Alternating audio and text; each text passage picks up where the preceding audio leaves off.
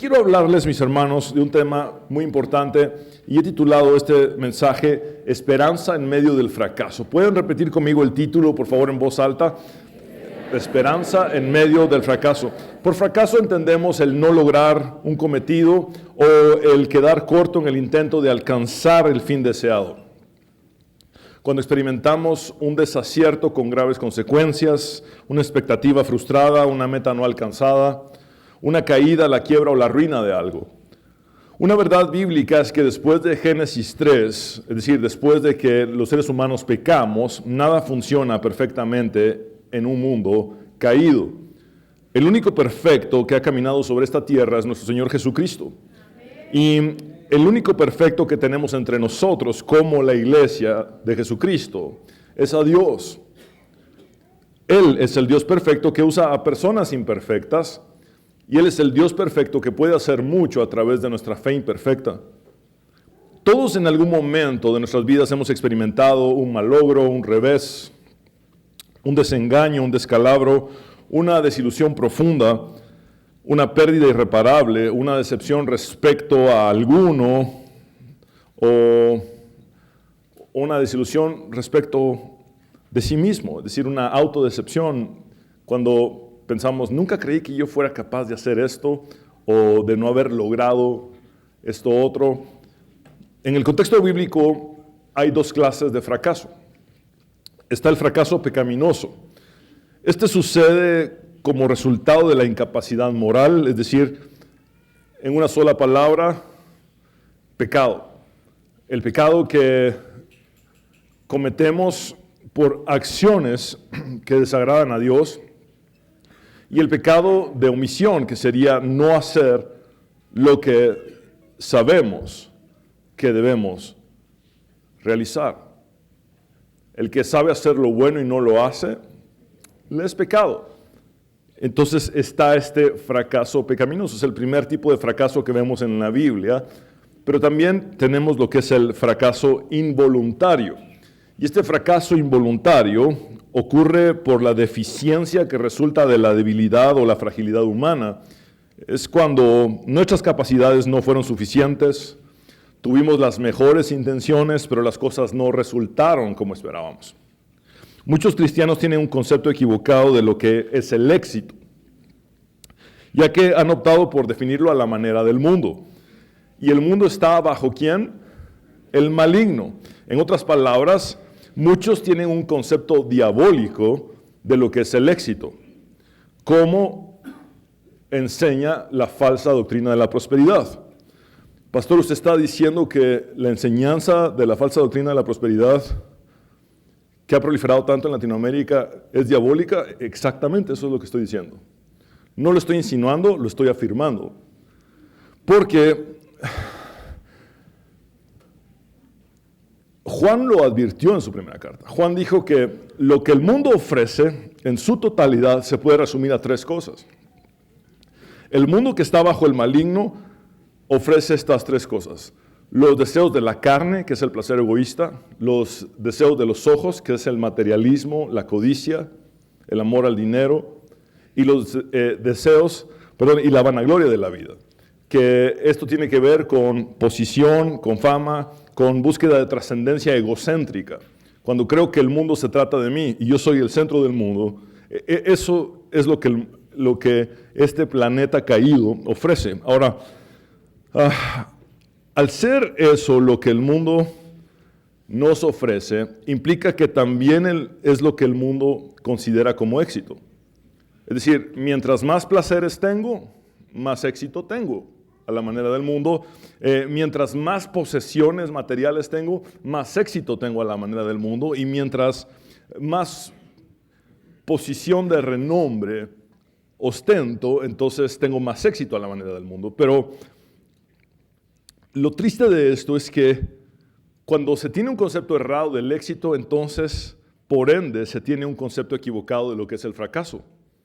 Porque cualquiera hubiera podido ver el final de la vida de Pedro y decir, qué tipo tan fracasado. O cualquiera pudiera haber visto el final de la vida de Pablo en una prisión y decapitado y decir, qué tipo tan fracasado. Porque él no reflejó lo que es la prosperidad en esta tierra.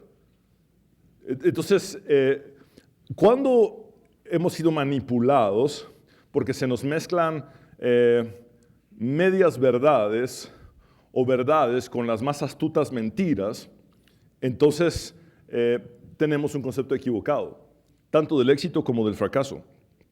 Ahora, recordemos que cuando el enemigo le ofreció a Jesús los reinos de la tierra y la gloria de estos, Jesús los rechazó y buscó hacer la voluntad de su Padre. Es decir, el éxito para Jesús no era obtener lo que este mundo ofrece, sino hacer la voluntad de Dios, de su Padre celestial.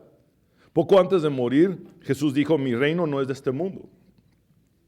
Insisto en que un concepto tergiversado del éxito desemboca en un concepto equivocado del fracaso. Por ejemplo, Pablo dijo que todo lo que él antes había considerado como éxito, en este momento de su vida, cuando ha ganado a Cristo, ya es solamente basura. Y la palabra griega es estiércol. Es decir, todo lo que yo antes consideré como éxito en esta tierra, toda la trascendencia que tuve, ahora para mí es estiércol, porque he ganado a Cristo. Ahora, Jesús le explicó a sus discípulos que para este mundo caído, el éxito de una persona está erróneamente medido por las cosas que posee y por cuánto otros le sirven, es decir, por la posición que tenga. Jesús dijo, porque ¿quién es más importante, el que está a la mesa o el que le sirve, o el que sirve?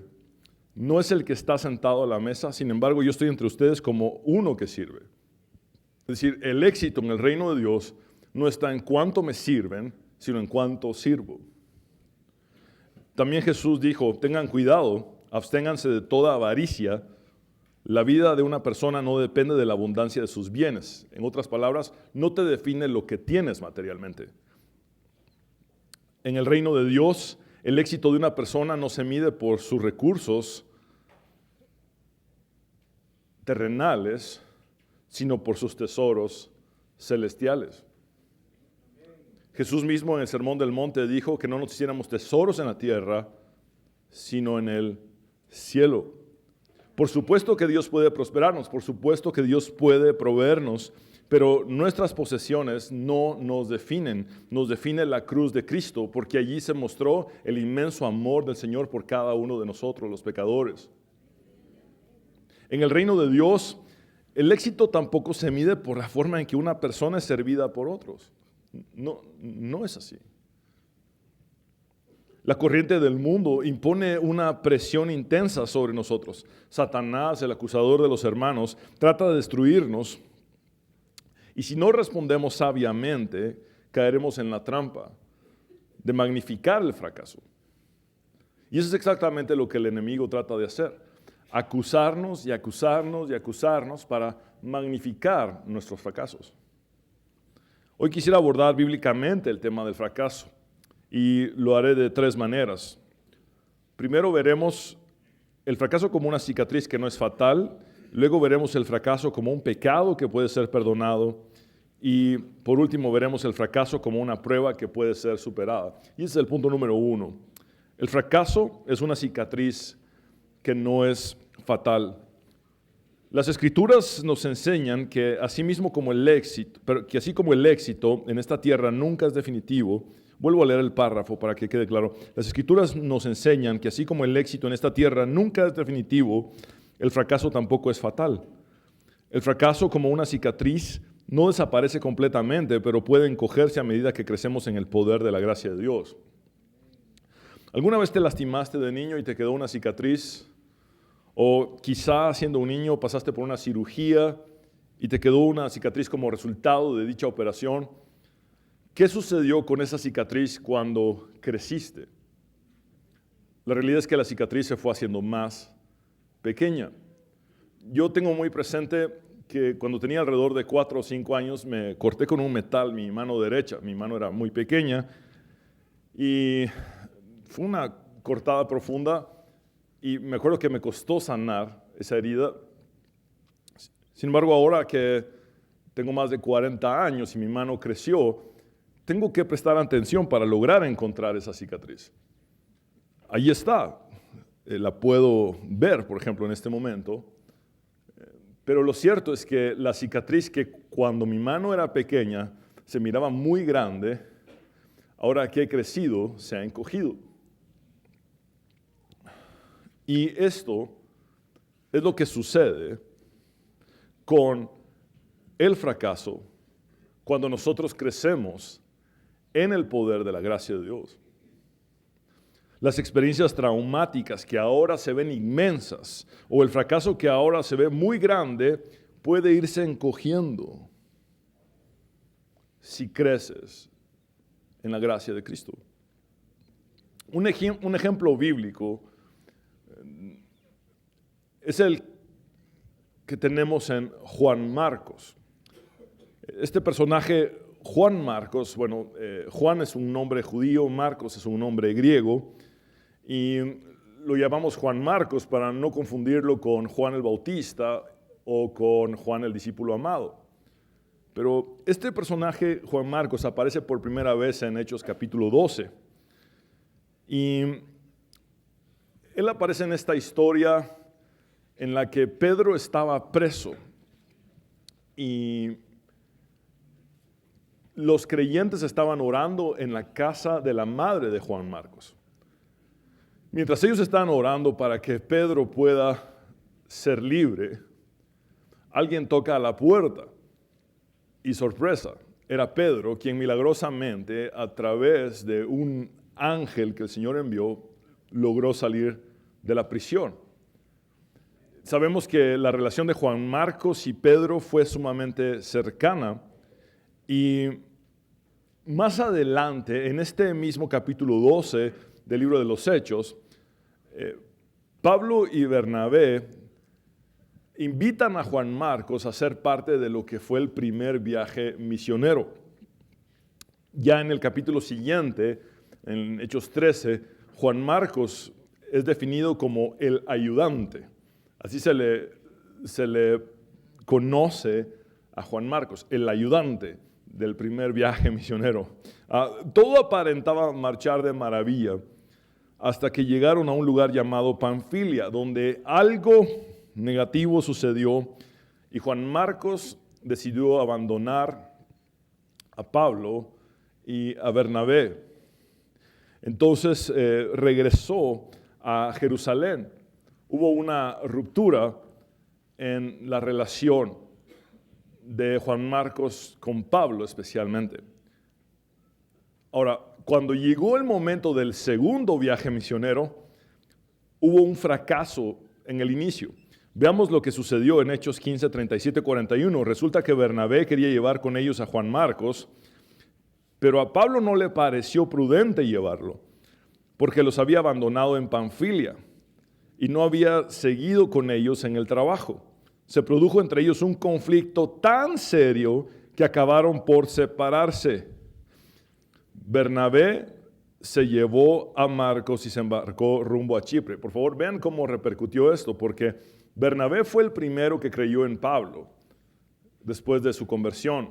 Bernabé fue el compañero de Pablo en el primer viaje misionero, pero la ruptura en la relación entre Pablo y Juan Marcos ocasionó que Bernabé abandonara también a Pablo. Entonces dice, mientras que Pablo escogió a Silas, después de que los hermanos lo encomendaron a la gracia del Señor, Pablo partió y viajó por Siria y Cilicia, consolidando a las iglesias. Este fue un fracaso al inicio del segundo viaje misionero. Ese fue el comienzo de lo que conocemos como el segundo viaje misionero de Pablo. No sabemos exactamente por qué sucedió este conflicto, pero sí tenemos evidencia de que hubo una restauración posterior. Podemos rastrear a Marcos en las cartas de Pablo y darnos cuenta que 10 años más tarde, o más de 10 años más tarde, el problema entre Pablo y Juan Marcos fue resuelto. Veamos Colosenses 4:10, dice, Pablo, Aristarco, mi compañero de cárcel, les manda saludos, como también, vean quién está aquí, Marcos. Un momento, pero ¿no se habían peleado? ¿No se habían separado? ¿No había dicho Pablo que ya no quería trabajar más con Marcos? Pero ahora dice, Marcos les manda saludos. Ahora, vean esta otra información. Dice, el primo de Bernabé. Ahora entendemos por qué Bernabé decidió no quedarse con Pablo, sino apoyar a su pariente. En cuanto a Marcos, ustedes ya han recibido instrucciones. Si va a visitarlo, recíbanlo bien. Ahora, esta última frase es sumamente fuerte.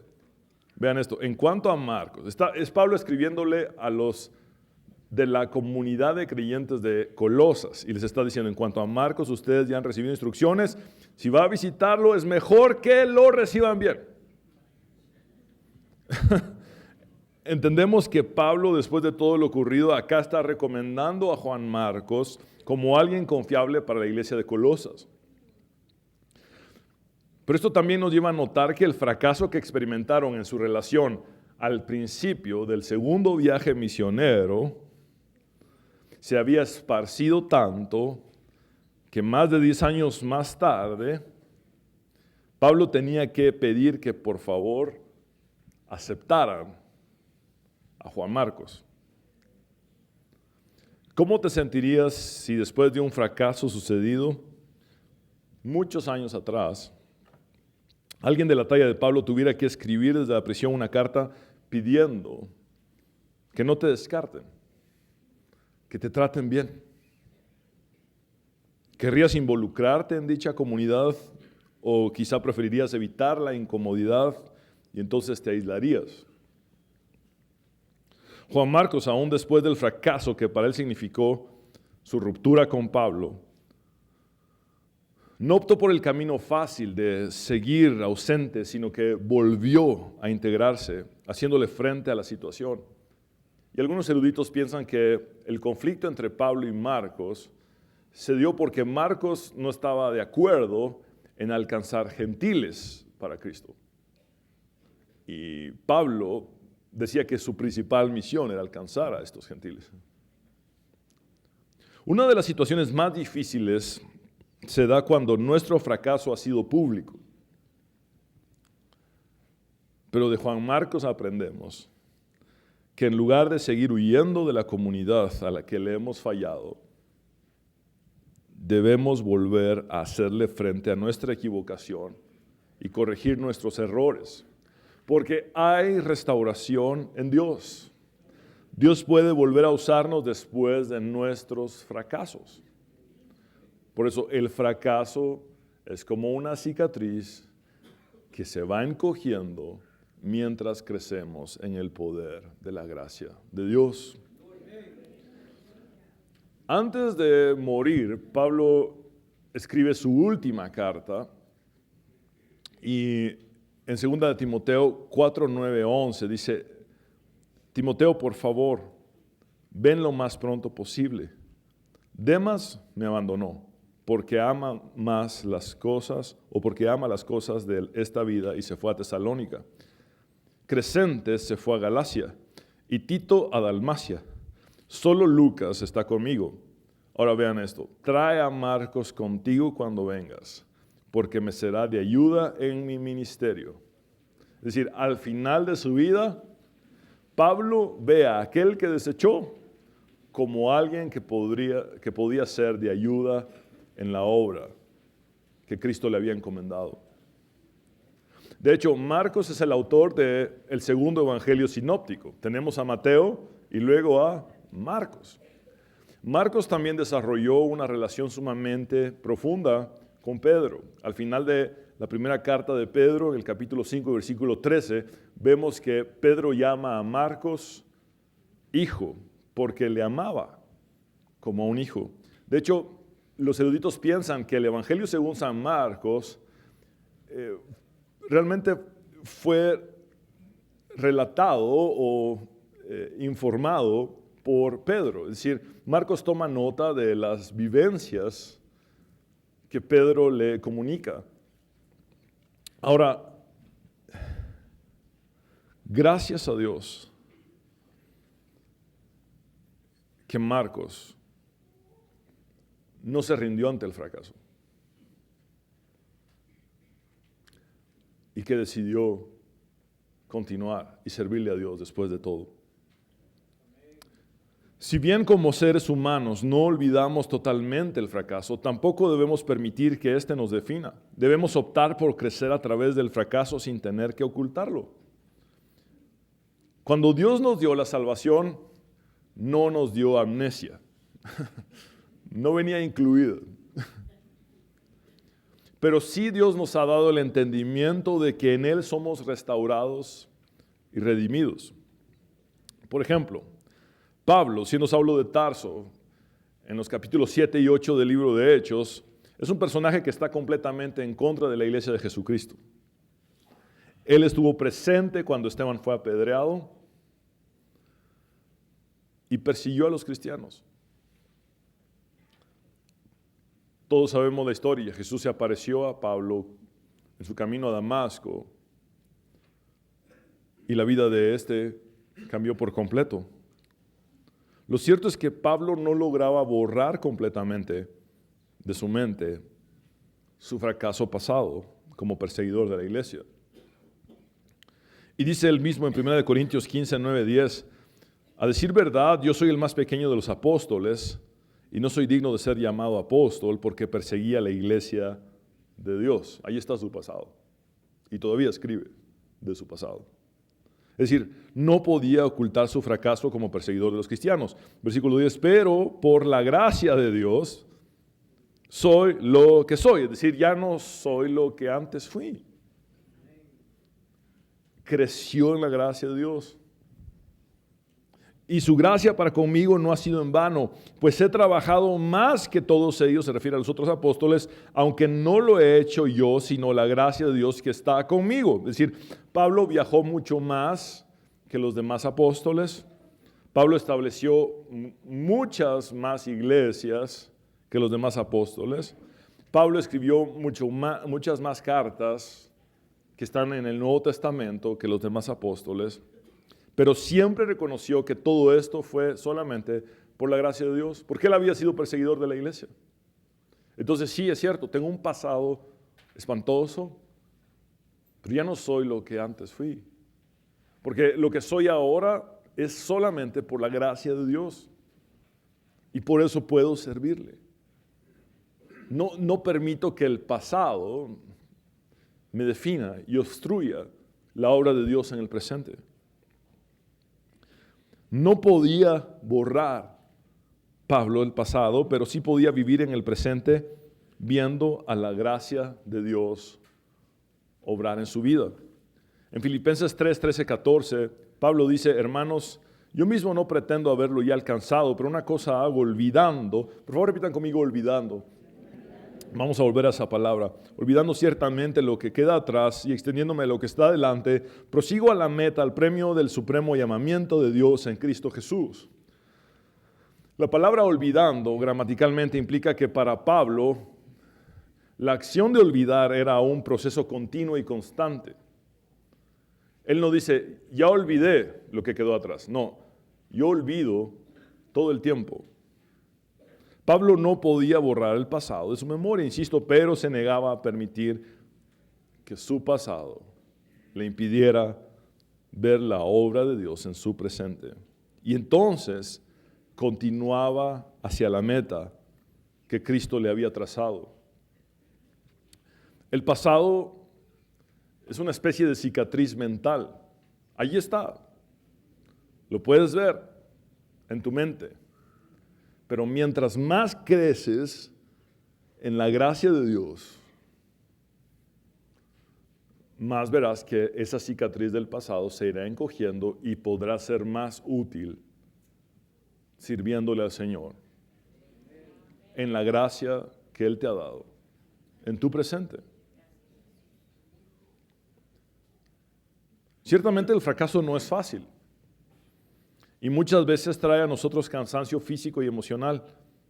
Y todo esto puede desembocar en desánimo. Y un desánimo extremo.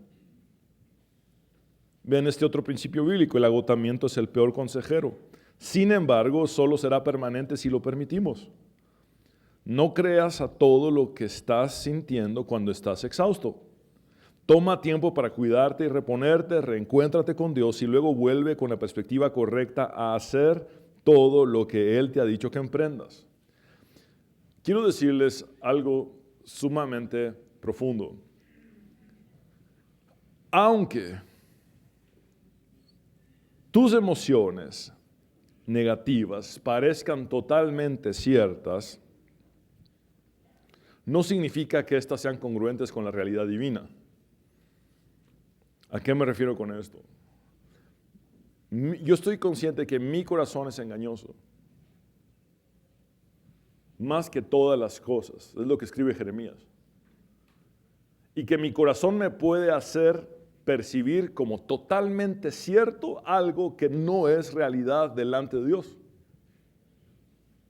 Se los pongo de esta manera. Elías, después de vencer a cientos de falsos profetas por la amenaza de una sola mujer llamada Jezabel, huyó y se desanimó tanto que le pidió a Dios que le quitara la vida. Espérenme un momento.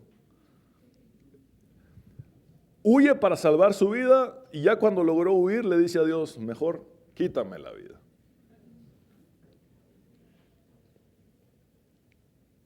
Sus pensamientos suicidas no eran congruentes con la realidad divina. Sus pensamientos suicidas no eran congruentes con el plan de Dios. Su cansancio físico y emocional le hizo perder la perspectiva y se sintió como un total fracaso. Es decir, no solamente se vio a sí mismo como alguien que había fracasado, sino él se percibió como un fracaso. Cuando en realidad era un instrumento útil en las manos de Dios. Pero estaba cansado. Estaba agotado.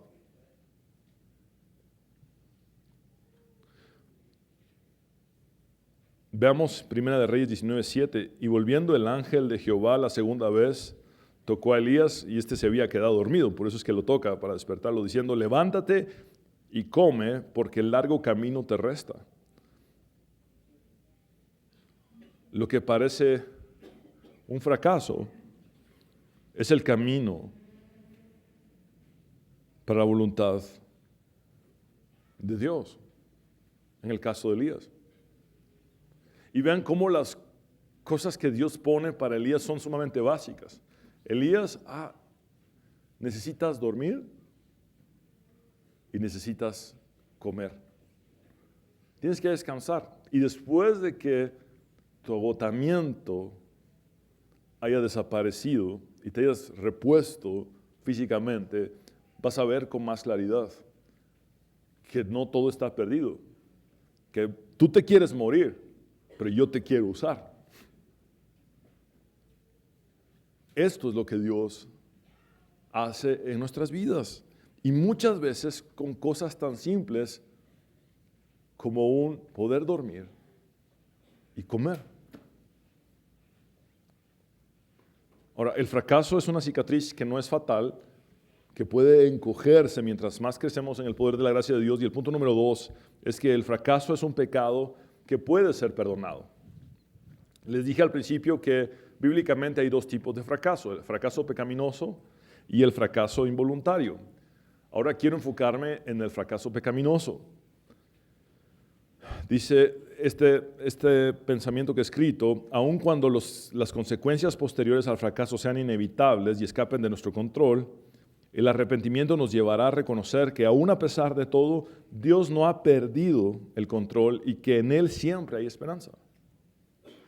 Por ejemplo, Pablo no podía reivindicar todo el daño que le había hecho a tantos cristianos en el pasado. No podía resucitar a Esteban, por ejemplo.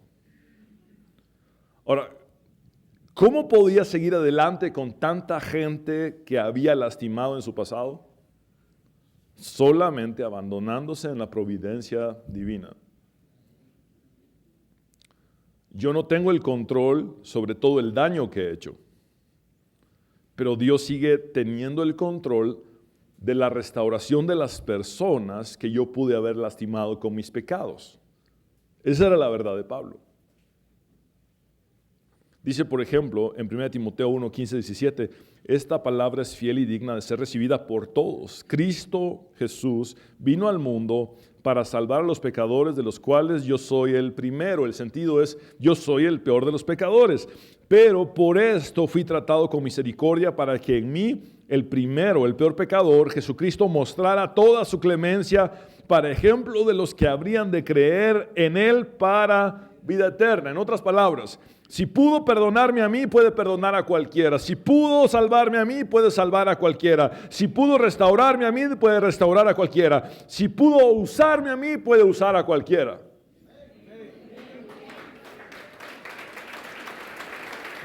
Versículo 17, por tanto, y aquí no resiste Pablo, y hace una doxología, es decir, empieza a darle gloria a Dios. Generalmente vemos las doxologías al final de las cartas, pero aquí en el primer capítulo hace una doxología por la obra de Dios en su vida y dice, por tanto, al Rey de los siglos, al inmortal e invisible, al único y sabio Dios, sean el honor y la gloria por los siglos de los siglos. Amén. Y aquí nos está despidiendo, solamente está sumamente feliz, emocionado, satisfecho de la obra de Dios en el peor de los pecadores.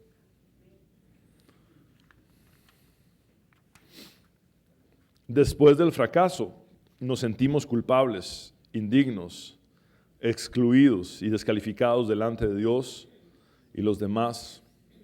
Sin embargo, si ponemos nuestra fe en Cristo, aprenderemos que su evangelio es lo suficientemente poderoso para salvarnos y rescatarnos de cualquier condición, en toda situación. El evangelio es poder de Dios para salvación. Vamos al Antiguo Testamento. David, después de su adulterio con Betsabé y después de provocar la muerte de Urías, fue confrontado por el profeta Natán. Y Natán le relató una historia. En esta historia había un hombre rico y un hombre pobre. El hombre pobre tenía solamente una ovejita a la que amaba y cuidaba muchísimo. Mientras que el hombre rico tenía muchas ovejas y mucho ganado.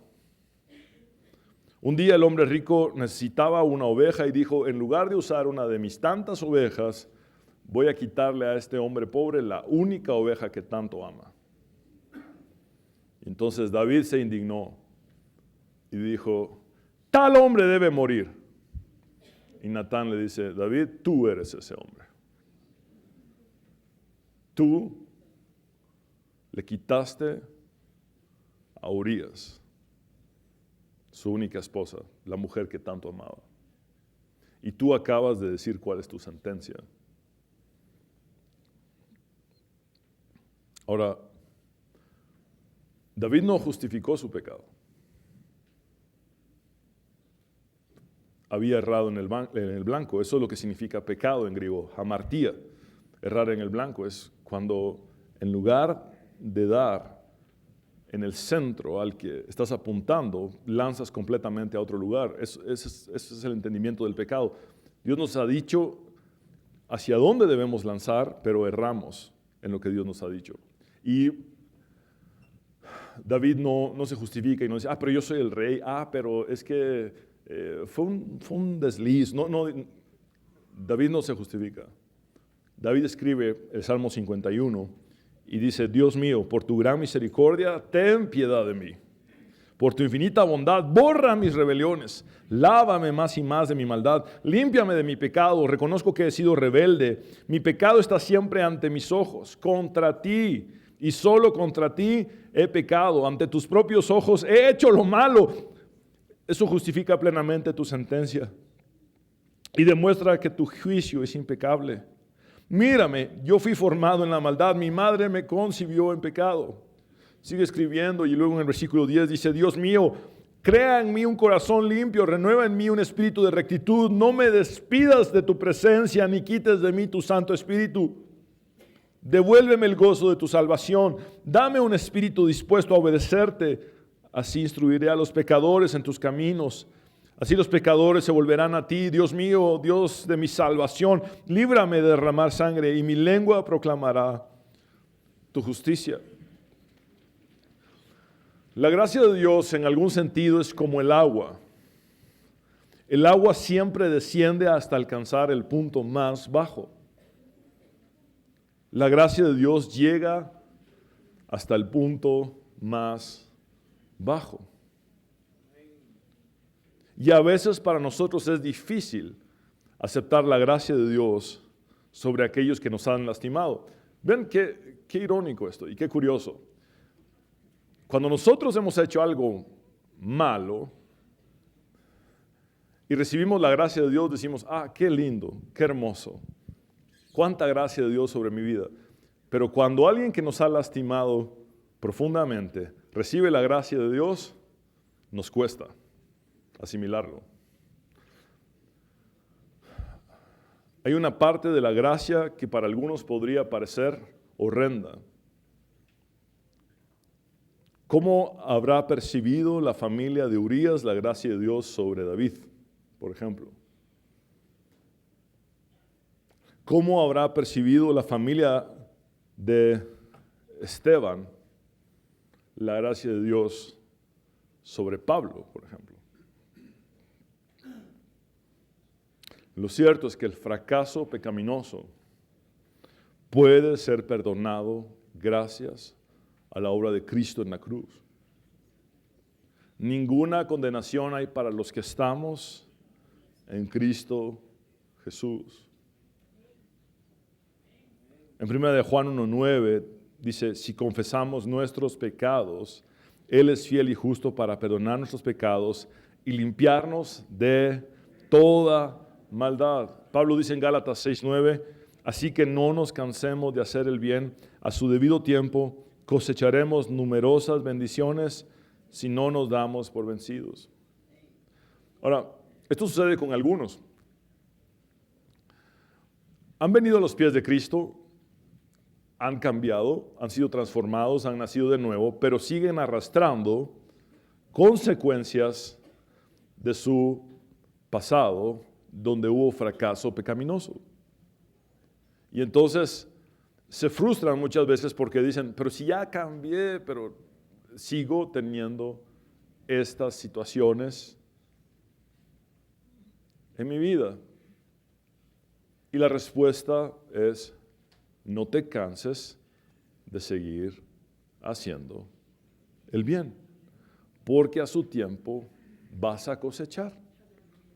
Ahora todavía sale algo de lo que sembraste en el pasado, quizá. Pero si sigues haciendo el bien en el presente, poco a poco verás que la cosecha va a ir limpiándose y las cosas van a ir mejorando. Entonces el fracaso es una cicatriz que no es fatal.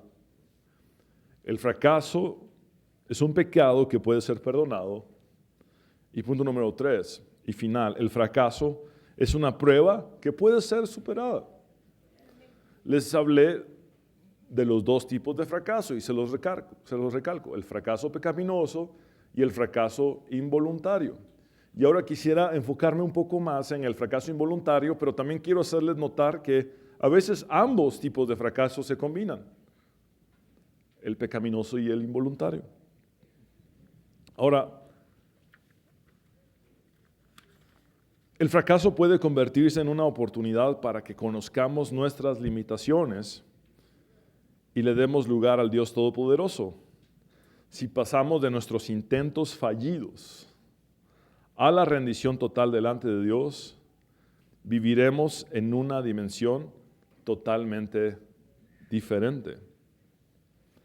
Cuando Jesús apareció a sus discípulos caminando sobre las aguas, ellos asustados pensaron que Él era un fantasma. Jesús les dijo, tened ánimo, no temáis, yo soy. Y ahí es donde Pedro aparece en escena, en Mateo 14:28, dice, entonces le respondió Pedro y dijo, Señor, si eres tú, manda que yo vaya a ti sobre las aguas. Y él dijo, ven. Y descendiendo Pedro de la barca, andaba sobre las aguas para ir a Jesús. Pero al ver el fuerte viento, tuvo miedo y comenzando a hundirse, dio voces diciendo, Señor, sálvame. Al momento Jesús, extendiendo la mano, asió de él y le dijo, hombre de poca fe, ¿por qué dudaste? Ahora noten que aquí parece haber un fracaso involuntario. Pedro tiene la intención de obedecer a Jesús, hace lo que ningún otro que se quedó en la barca hizo, caminó sobre las aguas, pero su incapacidad humana, su deficiencia humana, le llevó a la duda. Y pasó de tener mucha fe a tener poca fe.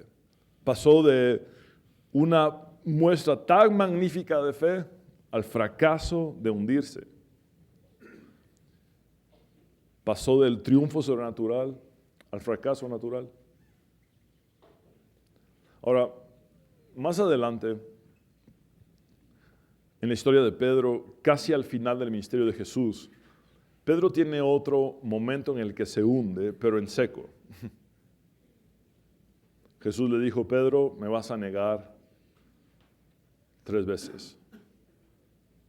Y Pedro dice, Señor,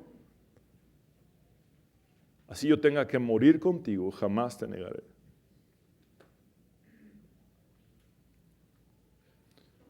Y este es un fracaso pecaminoso, porque negó a Jesús.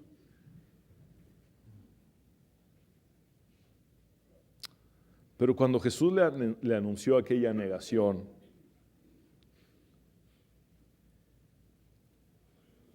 le dijo, Simón, Simón,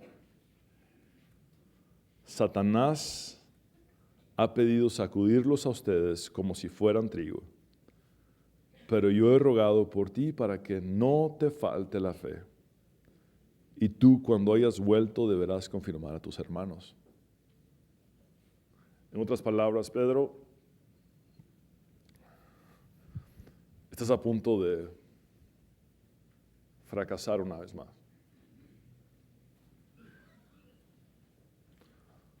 Vas a considerar que no eres digno ya de servirme.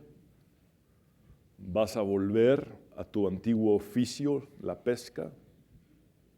Te vas a descartar a ti mismo para seguirme.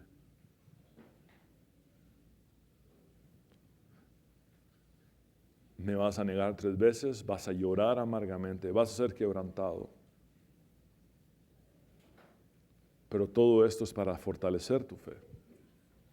Porque te vas a arrepentir, vas a volver. Y una vez te hayas arrepentido con esa fe fortalecida, yo te voy a usar para fortalecer a mis demás discípulos. O sea que yo voy a usar tu fracaso, Pedro. Yo voy a usar tu fracaso para mi propósito.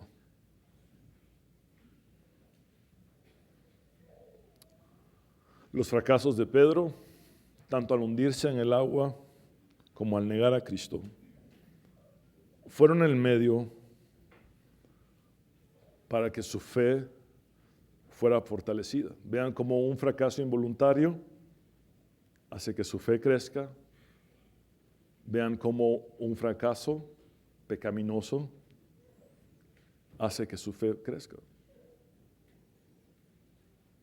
Y que él pueda llegar a ser ese instrumento útil en las manos de Dios. El que predica en Pentecostés y más de 3,000 se entregan a Cristo. El primer pastor de las ovejas de Jesucristo. El primero en resucitar a un muerto después de la resurrección de Jesús. El que alcanzó a los gentiles en la casa de Cornelio y Centurión. Y tiempo antes, el que le dijo a aquel hombre lisiado, no tengo oro ni plata, pero lo que tengo te doy en el nombre de Jesús. Levántate y anda. Y es exactamente lo que yo quisiera decirte a ti después de tu fracaso. Levántate y anda. Porque el fracaso es como una cicatriz que se va encogiendo cuando crecemos en el poder de la gracia de Dios. Porque el fracaso es un pecado que puede ser perdonado y el fracaso es una prueba que puede ser superada en Cristo Jesús. Yo quisiera pedirte que nos pongamos de pie un momento, vamos a orar.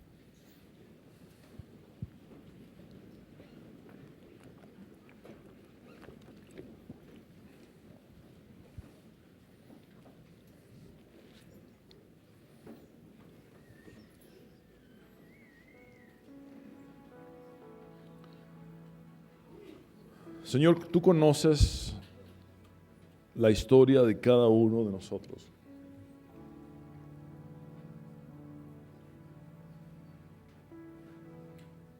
Tú sabes cuál es nuestro pasado, cuáles son nuestras batallas presentes y nuestros temores acerca del futuro.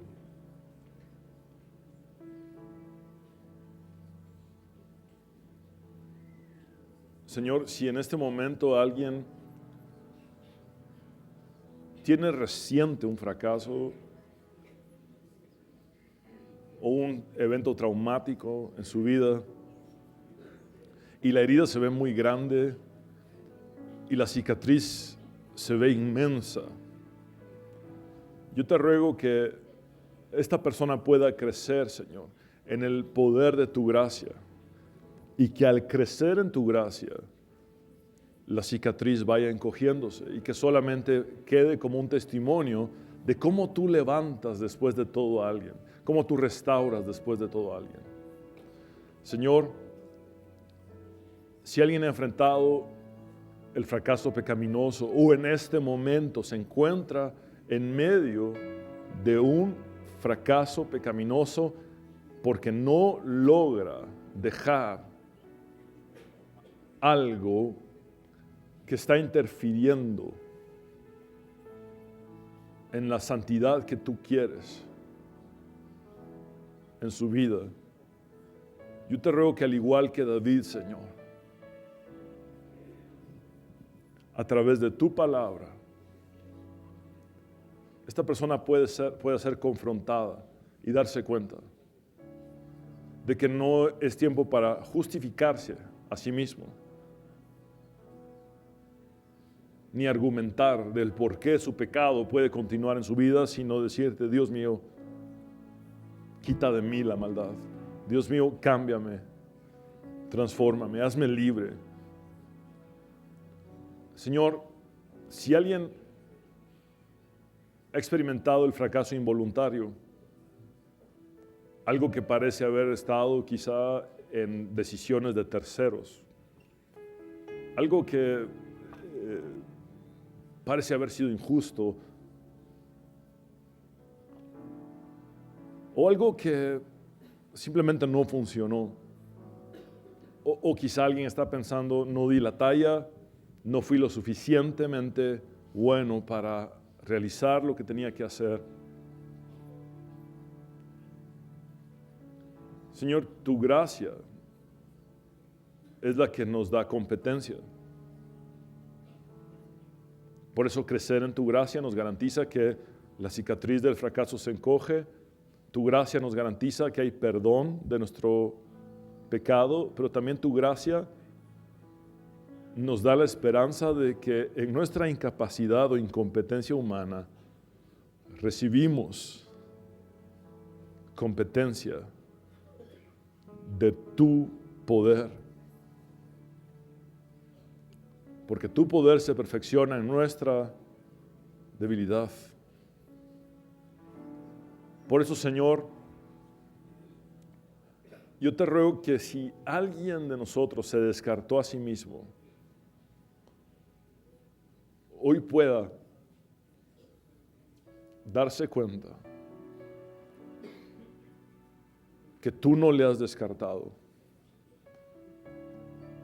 y que tú has usado a personas imperfectas, a personas que fracasaron no una, sino muchas veces o varias veces,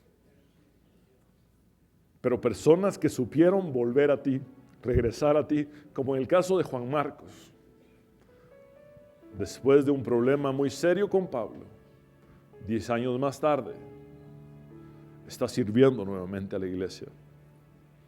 Gracias por esa esperanza que hay, Señor, porque tú restauras y porque aún a pesar de todo, tú puedes volver a usarnos. Quiero hablar contigo, hombre y mujer que has venido sin Cristo, tú que sabes que necesitas a Dios.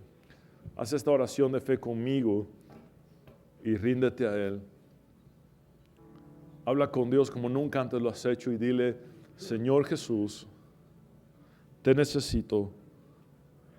Reconozco que soy pecador, pero también sé que tú moriste en la cruz para perdonar mis pecados y que resucitaste al tercer día, venciendo a la muerte. Y por eso en ti puedo yo recibir la vida eterna. En tu nombre, Jesús, hemos orado. Amén.